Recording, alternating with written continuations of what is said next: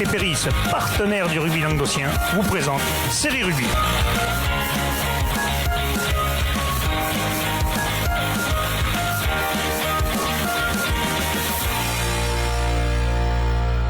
Bonjour mesdames, messieurs, bienvenue à Série Rugby, votre émission sur rugby amateur, de la régionale à la fédérale, avec mon céréal chroniqueur. Salut Bubu. Salut Alain. Putain, ça fait bizarre de te voir avec des lunettes. Attends, moi aussi ça me fait bizarre.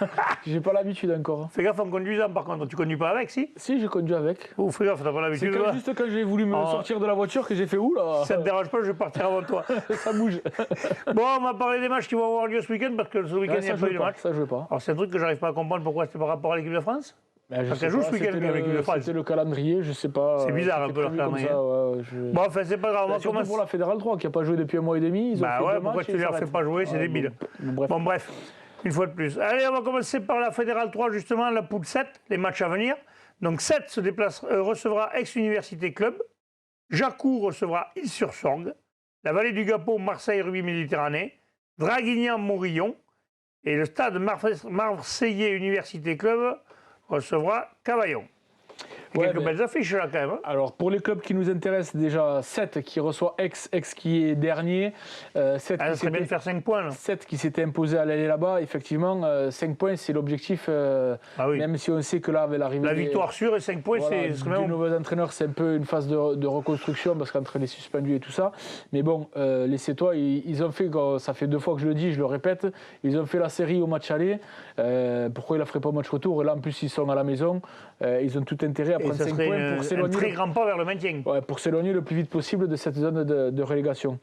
Après pour Jacou, c'est pas la même optique parce que les Jacoumards qui sont dans le quatuor de tête, qui reçoivent l'Île-sur-Sorgue cher à Michel Lignon, Île-sur-Sorgue qui est juste devant les relégables, mais là qui va se déplacer chez un banlieusard montpelliérain qui allait dans Longue, et s'il s'imposait là aussi avec le bonus pour les Jacoumards, il peut revenir sur le stade de Marseille. Voilà, il reviendrait sur le SMUC. Surtout que le SMUC reçoit Cavaillon qui est le second de la poule. Donc là c'est un choc au sommet. C'est un choc au sommet, donc pour l'intérêt pour eux c'est de gagner là les Jacoumards. Et oui, parce que c'est pas fait pour le SMUC de s'imposer face à Cavaillon, et ça pourrait être la bonne opération pour. Il pourrait revenir à 2 points ou 1 point. Après, il y a d'autres rencontres. Une rencontre de mal classé entre la Vallée du Gapot et le MRC, le Marseille MRM, pardon. Ouais. Malheur au vaincu, là, parce que ça peut sentir la fédérale. Là c'est la régionale, pardon. 17 points pour Marseille qui se déplace à la Vallée du Gapot qui a 16 points.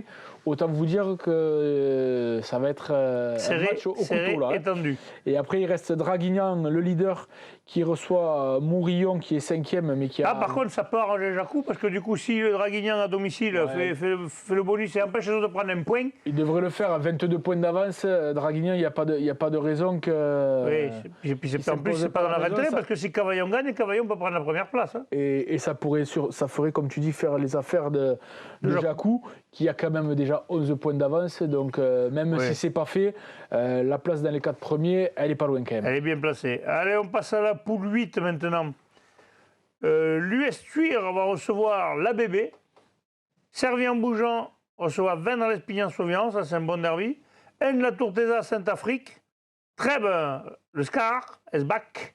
Et le Rassemblement Arpal, 6 gens pour la nouvelle. Alors pour la BB et pour 6 gens pour la nouvelle, se relancer ce week-end, ça va être plus que compliqué, je pense. Malheureusement pour nos amis de ces deux clubs, cette saison, c'est vraiment un calvaire pour eux. Et malheureusement, ils ont déjà 11 points de retard. Il y en a un qui descend ou 2. Et normalement, il y en a 2. Alors oui, là, ils sont bien partis pour descendre les 2, parce que les autres ont 11 points d'avance. Très peu devant, quand même, ça va être compliqué quand même de les récupérer. Ça va être compliqué de reprendre 11 points. Pour la BB, je pense que c'est cuit. Moi. En plus, ils vont sur des équipes, Turc qui a perdu la semaine dernière, mais là qui reçoit Eugène Ribert. Attention, parce que les Turinois, on l'a déjà dit, sur les équipes dites un peu plus faibles, ils ont peut-être des fois tendance à avoir du mal à s'imposer. Mais là, je vois pas la BB aller gagner à Thuir quand même. Hein.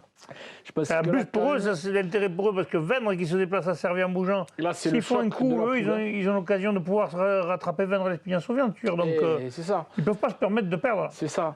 Et pareil, après, le Scar second qui va à Trèbes.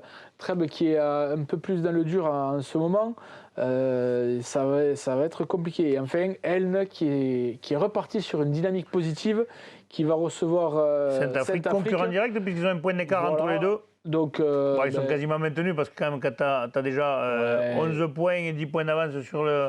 Même pas, 21 points. Ils ont 20 points d'avance. 21 et 20 points, ils sont quasiment sauvés. Normalement.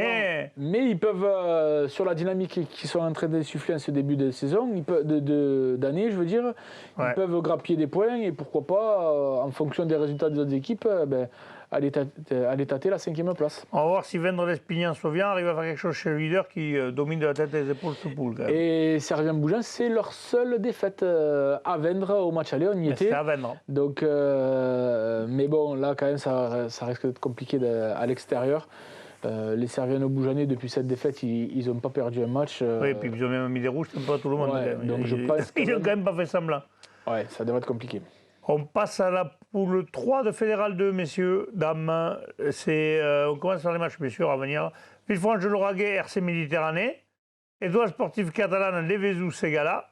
Balma, Salancote-Radieuse. Avenir Castanéen, Millau. Le 4, Stade Pissénois. Et Prades-Conflans-Canigou, canton d'Alban. Ouais, alors là, il y a quelques matchs importants quand même. Bon, Le Stade Pézenas, Stade Pissénois, le 4, il est important, mais il va être pas facile à les gagner à le 4, parce que le 4, ça fait plusieurs matchs où ils reviennent un peu. Le 4, ils ont pris quand même 2 cartons rouges il y a 15 jours face à Castanet, notamment Nicolas Rabat et leur talonneur. Là, ils vont recevoir des Pissénois qui se sont imposés face au canton d'Alban sans être vraiment flamboyants, ni rassurants dans leur gestion du match. Oui, mais qui font quand même des bons matchs, parce que même quand ils se sont déplacés au RC Méditerranée, ils ont fait plus que les Fermoutés, ils auraient même pu gagner ce match. Là, je te dis qu'au match contre le canton d'Alban, on y était avec Xavier. La première mi-temps, ils avaient pris les devants. En deuxième mi-temps, il a fallu attendre la 72e minute de jeu pour les voir faire une action. Ils ont fait Galécos ou quoi? Ils ont coupé la lumière aussi. Donc après, c'est peut-être le bon moment justement pour aller à l'E4 et en sachant qu'avec une victoire, il reviendrait sur les locatoires. Ah oui. Juste un point derrière. Donc c'est peut-être le bon moment pour y aller. Après, il y a Villefranche-de-Lauragais, le 4e qui reçoit le leader RC Méditerranée. Je ne vois pas franchement Villefranche gagner, moi. Je pense que Palavas-Lunel a les moyens d'aller s'imposer à Villefranche-de-Lauragais. Après, vous savez, on vous le dit toujours, mais les pronostics, nous, c'est notre avis. Oui, bien sûr. Nous, on n'est pas... C'est pour être déjoué. Hein. Nous, on donne des... À titre info, même certains entraîneurs nous appellent en nous disant « ne nous donnez pas gagnant, ça m'arrange ». C'est plus quand même dans les régionales que mais même en fédéral, il y en a quelques-uns qui me l'ont dit, moi, qui m'ont dit « Alain, et là, on aimerait être au coin du bois ». Ce match est hyper important, surtout parce que le match que je vais vous parler, c'est Étoile sportive catalane qui reçoit le Lévezou. Étoile sportive catalane qui est sur une série positive de matchs à la maison. À 5 points de Villefranche. Et qui reçoit le dernier. Donc autant vous dire que les 5 points sont envisageables pour les Argelésiens. Ouais. Et là, ça serait la remontada parce que en fonction du résultat de Palavas à Villefranche-de-Lauragais, il pourrait monter sur la 4e place et rattraper. Au moins déjà être ex-aequo avec eux. Voilà. Voire mieux, leur passer devant au goal average particulier, ça on n'a pas toutes les tenants et aboutissants, mais au moins au même nombre de points.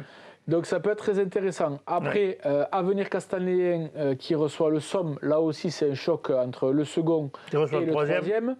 Et Canton d'Alban qui va se déplacer à la Joppe. La Joppe qui, à la maison, nous habitue à alterner un peu le chaud et le froid ou à s'imposer, mais toujours un peu ric-rac face à cette équipe de Canton d'Alban qui joue tous les ballons. On a pu le voir. Qui est d'ailleurs à Pézenas, ils auraient pu le gagner, c'est pareil. Hein. Et là, c'est hyper important parce que Prades est que 6 points devant. Donc les Pradens ont tout intérêt à s'imposer pour prendre. Pour être tranquille. Tranquille pour garder justement de la distance avec ses poursuivants directs. Et surtout qu'en fonction des résultats de devant ils peuvent quand même aller titiller la 5e, la 4e place. En fait, cette poule est ultra serrée parce que quand on voit du 11e Pézenas jusqu'au 8e, il n'y a que 5 points d'écart. Et après, du 8e justement jusqu'au 5e, il n'y a que 4 points d'écart. Ouais. Donc c'est ultra serré. Tout est jouable. Après, par contre, à partir du 4e, il y a là où il est devant, ils ont pris les devants. Millau, l'Avenir Castanet, le RC Méditerranée, ils ont pris vraiment les devants. Mais même le 4e, il est sous la coupe de l'Étoile sportive qui peut les reprendre. Oui, bien sûr. Et Salanque ne serait pas loin non plus s'il gagnait. Et Salanque qui va jouer à Balma, c'est le seul match dont on n'a pas parlé. Les Salanquais qui sont qui ont 7 points d'avance, mais avec une victoire à l'extérieur, ils en sont capables. Et ils ont 5 points, 6 points de retard sur Villefranche. Mais bon, s'ils gagnent avec 5 points, En fonction des résultats, si le S Catalan s'impose, ils ont tout intérêt à aller faire un coup, les joueurs de. Oui, s'ils veulent rester au contact pour espérer viser les playoffs et faire un truc sympa, c'est sûr qu'ils ont tout intérêt. Allez, on va passer maintenant à la Fédérale 1, messieurs, dames, on va passer à la poule 2. Premier match, Annonay, Issoire, Grasse, Annecy, Berre, Château-Renard, Gruissant, Tricastin, Royanais, Serré et le 15 du Coudon, Agde. Quelques beaux chocs là quand même. Ouais, alors il y a des matchs Annonay, Issoire, donc Issoire qui est second a tout intérêt à aller faire un coup à Annonay qui est sixième. Oui, parce que Agde dans le ventre mou du classement. Tape à la porte quand même Agde. Et les Agatois justement qui vont au 15 du Coudon, pareil qui est huitième, mais les Agatois ils ont les ils ont les moyens, mais après ils ont quand même pas mal de casses avec des joueurs qui sont blessés et qui reviendront un peu plus tard. Donc les Agatois peut-être un peu compliqués, mais ils ont les moyens de faire quelque chose pour rester à cette troisième place parce que bon. L'Aviron Gruissanais aussi a un coup à jouer parce que l'Aviron Gruissanais n'est qu'à 5 points de l'histoire. L'Aviron Gruissanais qui reçoit le club qui le talonne, mais surtout l'Aviron Gruissanais qui a aussi un match en retard. Donc si l'Aviron Gruissanais reste maître à la maison... Et même s'il gagne une heure de match, il pourrait se retrouver plus que bien placé. Voilà. Donc je ne vois pas les Audois ils sont potentiellement leaders de la poule. S'incliner à Mateille. Ouais, il faut quand même... S'ils gagnent les deux, c'est 8 points, ils sont premiers de poule. Après, nos amis de Serré, nos amis catalans qui vont à Saint-Jean-en-Royan, qui est juste derrière eux. Là, il y a du suspense dans cette poule. On sait que les Serrétans, à la maison, ils ont fait tomber les gros. À l'extérieur, ils sont à chaque fois revenus au moins avec des bonus défensifs chez les gros. Donc, il y a matière à faire Il y a vraiment des matchs à suspense. Hein. Parce que même Berre-l'Étang qui reçoit Château-Renard, Château-Renard est leader de la poule, mais Berre, on sait tous qu'aller gagner à Berre, c'est très très compliqué. Et surtout que Château-Renard a eu quelques déconvenues à l'extérieur, à Agde, voilà. à Gruissant. Donc Berre va certainement à Serré. Berre va certainement faire tout ce qu'il faut pour essayer de gagner et faire un gros match face au leader. C'est indécis. Allez, pour finir, on va parler de la poule 3. De Fédéral 1, d'ailleurs, il y a le premier match, c'est le match où tu vas aller faire le live, certainement. Ouais, je vais certainement aller du côté de Castelnaudary. Voir les Chauriens qui reçoivent les RAC.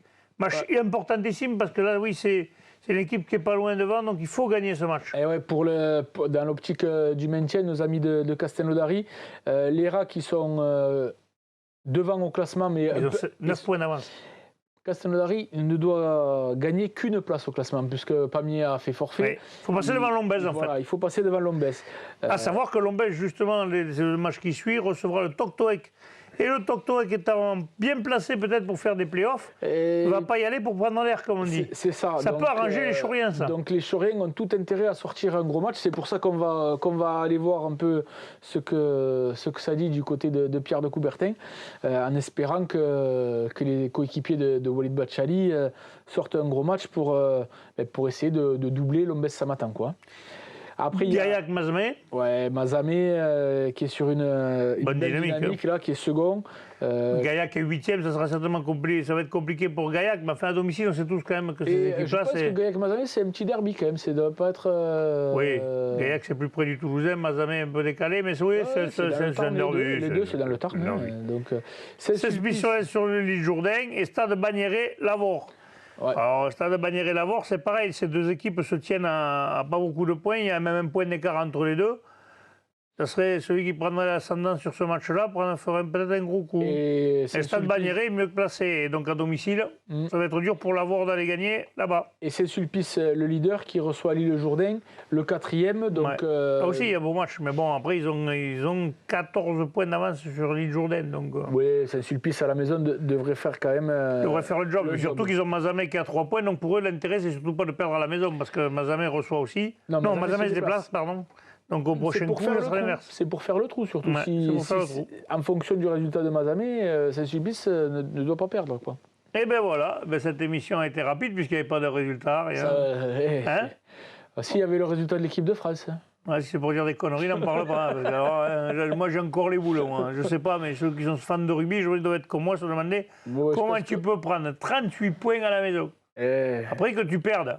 Il n'y a pas de mal à perdre. On a toujours eu la preuve, on a perdu contre les Sudaf, on devait être champion du monde. Ouais, Tout le monde nous disait on va être champion. Même moi, j'y croyais. Je pensais vraiment qu'on serait champion du jouer à monde. 14 déjà face à l'Irlande, qui est peut-être une des 3 meilleures équipes du monde, ça pardonne pas. À ce niveau-là, quand tu as le cul d'une huître, ça fait mal, ça fait rouge. Ah, t'es méchant, t'es méchant. Bah non, c'est vrai. Tu fais une faute, tu refais la même 3 minutes après. T'es abruti quand même. Tu rentres, tu refais la même faute. Ah ouais, je suis désolé.